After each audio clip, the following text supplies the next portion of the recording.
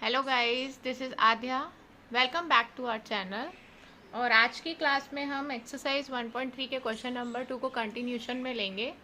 तो हम स्टार्ट कर रहे हैं एक्सरसाइज 1.3 का question number 2।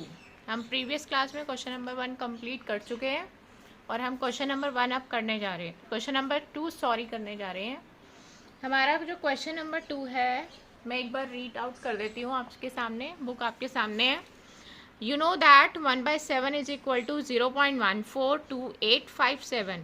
Can you predict what the decimal expansion of 2/7, 3/7, 4/7, 5/7 and 6/7 are without actually doing the long division? If so, how? तो मैं पहले इस क्वेश्चन का मीनिंग आपको बता दूं कि उन्होंने कहा है कि हम 1/7 की जो डिवीजन करके आपको वैल्यू दे रहे हैं और आप 2/7, 3/7, 4/7, 5/7, 6/7 की वैल्यू अपने आप फाइंड आउट करेंगे without doing long division. That means कि आपको डिवीजन नहीं करना है। तो इसको कैसे हम फाइंड आउट करेंगे उसका मेथड मैं आपको बता रही हूँ। फर्स्ट ऑफ ऑल हम 1/7 की वैल्यू लिख लेते हैं 0.142857। इसके ऊपर आपको एक हॉरिजॉन्टल लाइन दिखाई दे रही होगी जिसको बार कहते हैं। और इस बार का जो मीनिंग है वो आपको एक बार मैं बता देती हूँ। इस बार का मीनिंग है कि 142857 ये 6 डिजिट्स बार बार रिपीट हो रही हैं। यानी कि what comes after 7, 142857, then again 142857। So अब हम आगे देखते हैं कि 2/7 की वैल्यू क्या होने वाली है without doing long division method. तो मैं बता रही हूँ कि बिना लॉन्ग डिवीजन किए हम कैसे इसकी वैल्यू निकाल सकते हैं। हम 2/7 को सबसे पहले 2 × 1/7 लिखेंगे लाइक दिस, क्योंकि मल्टीप्लिकेशन करके हमें 2/7 ही मिलने वाला है। तो हमने इसको स्प्लिट कर दिया है मल्टीप्लिकेशन की फॉर्म में।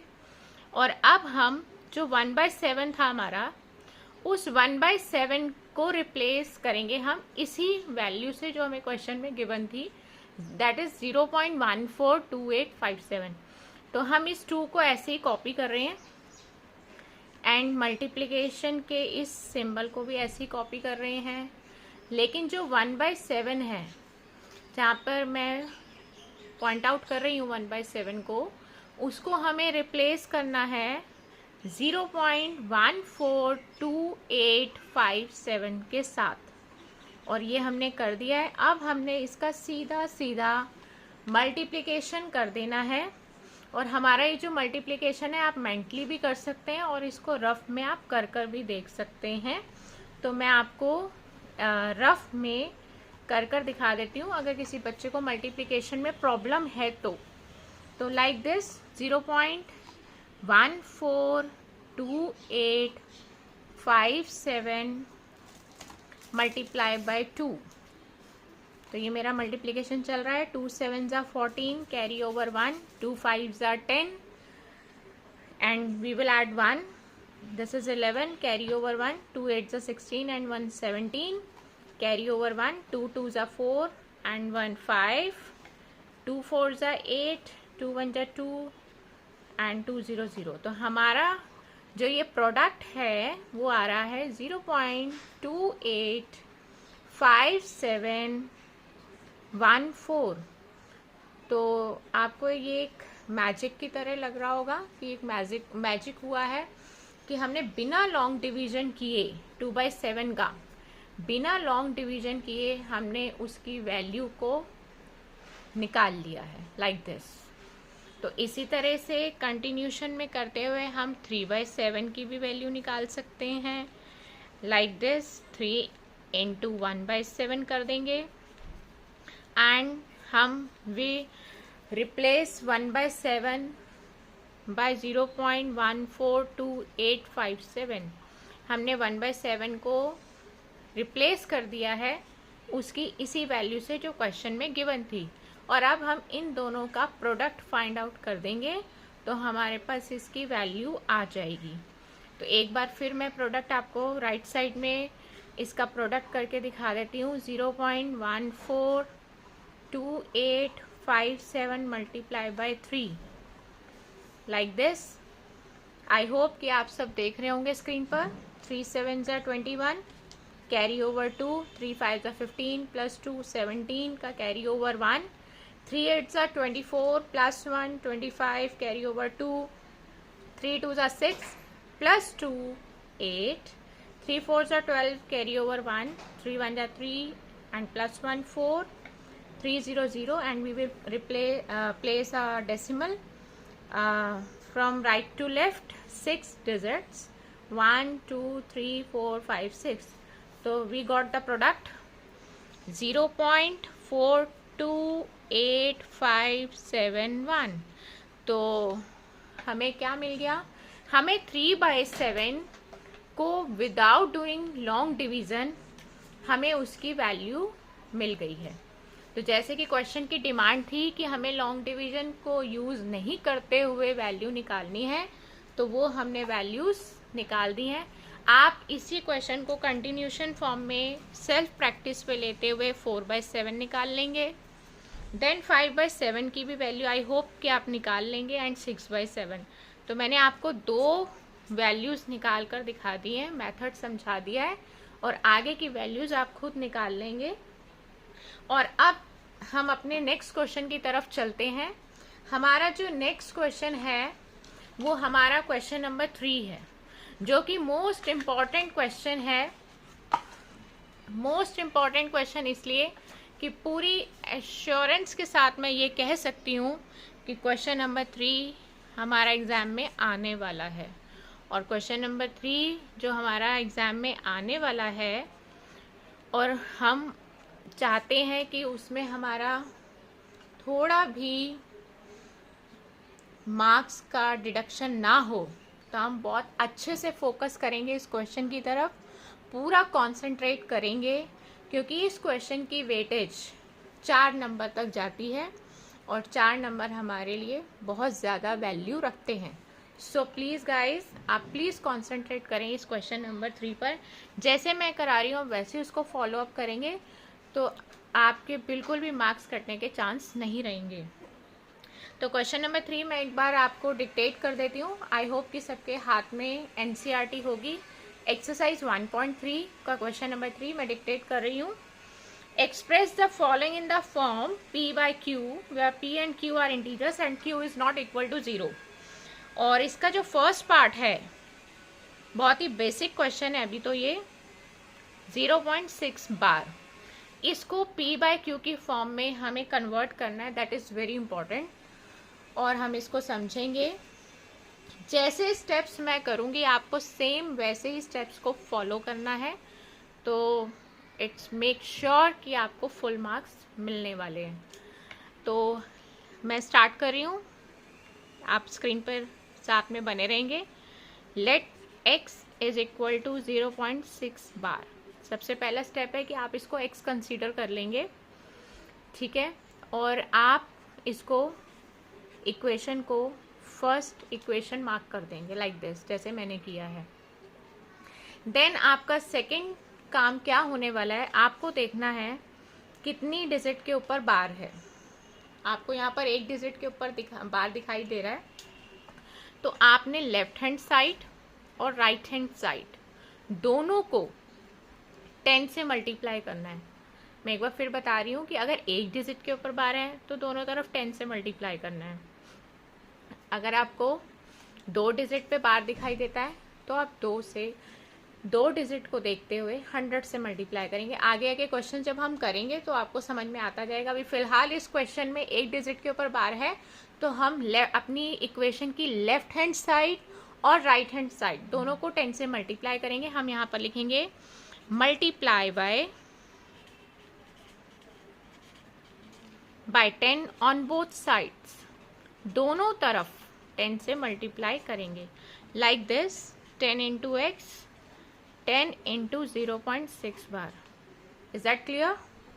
उसके बाद हमें क्या करना है, 10 इंटू एक्स 10x हो जाएगा, और इसका मैं आपको मेंटली प्रोडक्ट बता रही हूँ कि 10 से डेसिमल फॉर्म वाले नंबर को मल्टीप्लाई कैसे करते हैं। 10 में 1 0 है, तो ये जो हमारा डेसिमल है वो राइट की तरफ मूव करेगा एक डिजिट, 10 दैट मीन्स कि 1 डिजिट मूव करेगा, तो ये बन जाएगा 6 पॉइंट।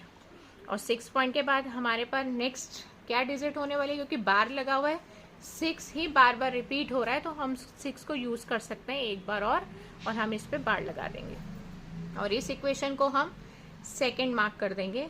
अब हमें ऑब्जर्व ये करना है कि जो हमारी फर्स्ट इक्वेशन थी और जो हमारी सेकंड इक्वेशन है, दोनों की जो राइट हैंड साइड्स हैं, उनकी राइट हैंड साइड में डेसिमल के बाद सेम प्लेस, डेसिमल जो है वो सेम प्लेस पे होना चाहिए, और ताकि हमारा जो सब्ट्रैक्शन है वो इजी हो जाए।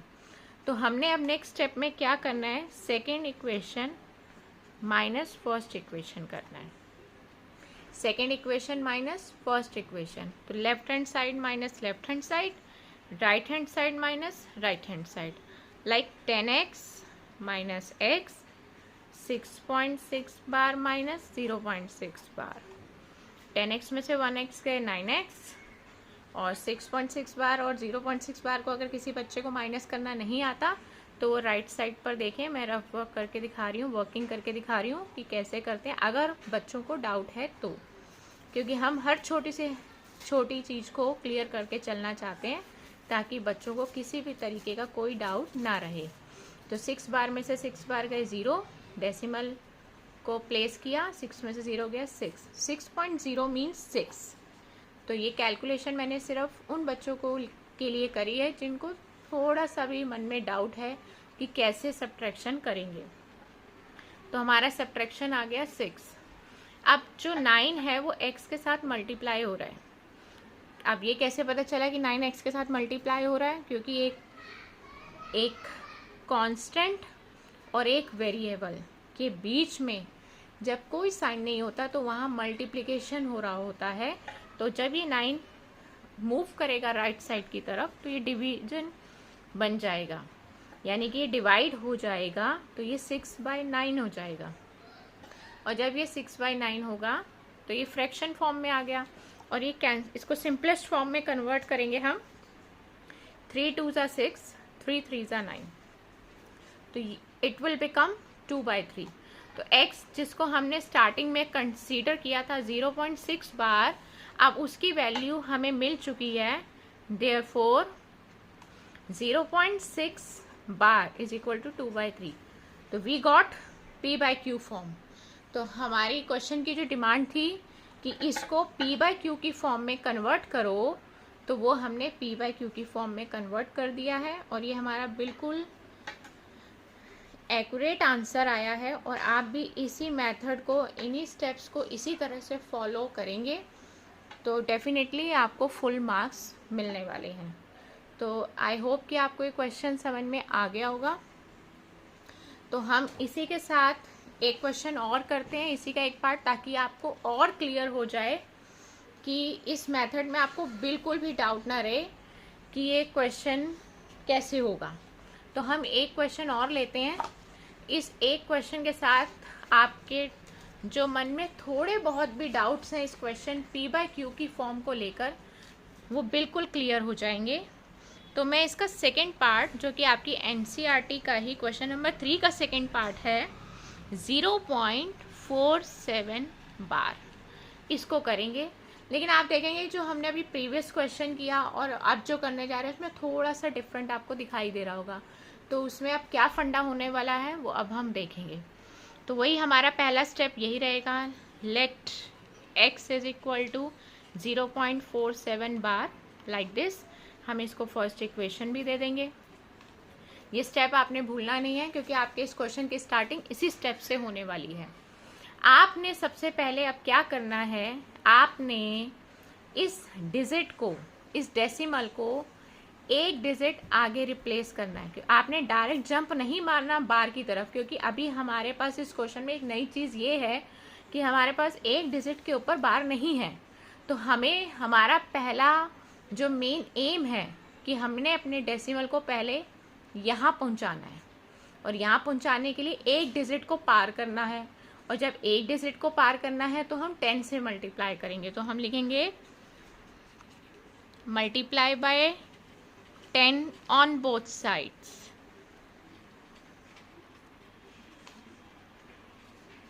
Like this. अब हम मल्टीप्लाई करेंगे. अगर मल्टीप्लिकेशन में प्रॉब्लम है तो एक बार फिर समझेंगे. 10 को x से मल्टीप्लाई किया 10x, और 10 में फिर मैं आपको बता रही हूँ कि मैं इसको मेंटली सॉल्व करने वाली हूँ. मेंटली सॉल्व करने का एक तरीका है, 10 में एक ज़ीरो है तो आपका ये जो डेसिमल है वो एक डिजिट आगे ही मूव करेगा राइट साइड की तरफ, यानी कि इसका जो प्रोडक्ट आने वाला है वो हो जाएगा 4.7 बार. वो हो जाएगा, ये हमने मेंटली किया है. इसको आप सेकेंड इक्वेशन दे देंगे. अभी हमारा क्वेश्चन इसको थोड़ा सा और बढ़ने वाला है. वो क्या? क्योंकि आप जरा कंपेयर करें फर्स्ट इक्वेशन और सेकेंड इक्वेशन की सिर्फ राइट हैंड साइड को. देखिए, इसकी राइट हैंड साइड में आपको एक डिजिट विदाउट बार दिखाई दे रही है और एक डिजिट में बार दिखाई दे रहा है. और जब आप सेकेंड इक्वेशन में आते हैं तो आपके पास सिर्फ एक ही डिजिट है जिस पे बार है, यानी कि ऐसी कोई डिजिट नहीं जो विदाउट बार हो. तो हमें दोनों के राइट हैंड साइड में एक ऐसा नंबर फॉर्म करना है जो सिमिलर हो, मतलब डेसिमल के बाद सारी डिजिट्स बार वाली ही लेनी है. लेकिन हम उसको इस इक्वेशन को नहीं ले पाएंगे क्योंकि इसमें एक डिजिट पे बार है और एक डिजिट पे बार नहीं है, तो हम माइनस नहीं कर पाएंगे. तो हम इसमें क्या करेंगे, हम इस सेकेंड इक्वेशन को अगेन 10 से मल्टीप्लाई करेंगे. तो हम एक डिजिट और आगे मूव करेंगे. आप देखते जाइए आप कैसे करने वाले हैं. मैं फिर से लिख रही हूँ, multiply by 10 on both side.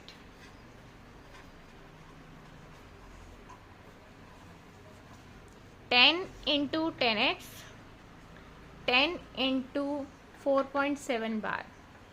Multiplication एक बार फिर देखेंगे. 10 10 100 और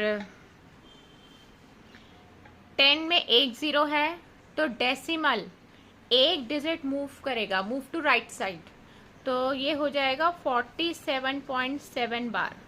इज दैट क्लियर कि 10 में एक ज़ीरो है तो हमारे इस डेसिमल ने एक डिजिट मूव करना है राइट साइड की तरफ. ये मैंने मेंटली प्रोडक्ट निकाला है, मेंटली. और मैं अब इसको थर्ड इक्वेशन दे रही हूँ. अब मैं आपसे फिर कंपेयर करने को कह रही हूँ कि अब आप फर्स्ट इक्वेशन को भूल जाइए. अब आप सेकेंड और थर्ड में क्या ऑब्जर्व करते हैं? आप सेकेंड और थर्ड में ये ऑब्जर्व करते हैं कि डेसिमल के बाद एक डिजिट है, उस पर बार है. और थर्ड इक्वेशन में क्या देखते हैं, डेसिमल है, एक डिजिट के ऊपर बार है. तो ये दोनों अब हमें कुछ हद तक सिमिलर लग रहे हैं. तो हम थर्ड माइनस सेकेंड इक्वेशन करेंगे. तो मैंने बता दिया आपको कि हमने फर्स्ट इक्वेशन क्यों नहीं ली. हमने फर्स्ट इक्वेशन को इसलिए स्किप कर दिया क्योंकि उसमें डेसिमल के बाद एक डिजिट पे बार नहीं था और एक डिजिट पे बार था, तो हम उसको माइनस नहीं कर पाएंगे. तो हमने ऐसी और दो इक्वेशन बना ली जो अब डेसिमल के बाद जो डिजिट्स हैं उन सब पे बार है. तो अब हम करेंगे थर्ड माइनस सेकेंड. तो थर्ड माइनस सेकेंड करने के लिए लेफ्ट में से लेफ्ट माइनस करेंगे और राइट साइड में से राइट साइड माइनस करेंगे. तो यही हमारा मेथड है. मैं एक बार यहाँ पे हाईलाइट कर देती हूँ. थर्ड और सेकेंड इक्वेशन को हमने माइनस करना है, तो left from left, right from right. तो क्या बनेगा, 100x माइनस 10x और राइट साइड पे 47.7 बार माइनस 4.7 बार. 100 में से 10 गए 90x और 47.7 बार में से 4.7 बार माइनस करेंगे. अगर किसी बच्चे को सब्ट्रैक्शन में डाउट है कि कैसे माइनस करते हैं तो मैं उन बच्चों के लिए राइट साइड पे एक वर्किंग शो कर रही हूँ और वो देख भी सकते हैं कि मैं कैसे माइनस कर रही हूँ. 7 बार में से 7 बार को सब्ट्रैक्ट करेंगे तो 0. 7 में से 4 गए 3. 43.0 मीन्स 43. तो ये हमारा 43 आ गया, यानी कि 43. तो हम इसको माइनस करके 43 लिख रहे हैं. 90 जो है वो x के साथ मल्टीप्लाई हो रहा है. पिछले क्वेश्चन में मैंने आपको बताया कि एक कांस्टेंट है और एक वेरिएबल है, इनके बीच में जब कोई साइन नहीं होता तो वहाँ मल्टीप्लाई हो रहा होता है. तो मल्टीप्लिकेशन वहाँ जाके डिवीजन बन जाता है. तो ये वहाँ जाकर डिनोमिनेटर बन जाएगा, तो 43/90। तो हमारा जो फाइनल आंसर है, जो स्टार्टिंग हमने करी थी 0.47 बार को लिया था, तो 0.47 बार को हमें कहा गया था कि हमें इसको P/Q की फॉर्म में देना है, तो वो हमारा फाइनल आंसर आ गया 43/90। तो 0.47 बार को P/Q की फॉर्म में देना था, तो वो हमारा आ गया 43/90। This is a final answer. तो ओके गाइस, आज की क्लास हम यहीं पे स्टॉप करते हैं। हम अपनी नेक्स्ट क्लास में फिर आपसे मुलाकात करेंगे। प्लीज़ टच में रहिएगा, और हम बहुत इंपॉर्टेंट टॉपिक्स को आप समझ रहे हैं, और ये बहुत इंपॉर्टेंट टॉपिक्स चल रहे हैं, तो आप हमारे साथ इसी तरह जुड़े रहिएगा। नेक्स्ट क्लास में फिर मिलेंगे, फिर मुलाकात करेंगे आपसे। गुड बाय, गुड लक दोस्तों।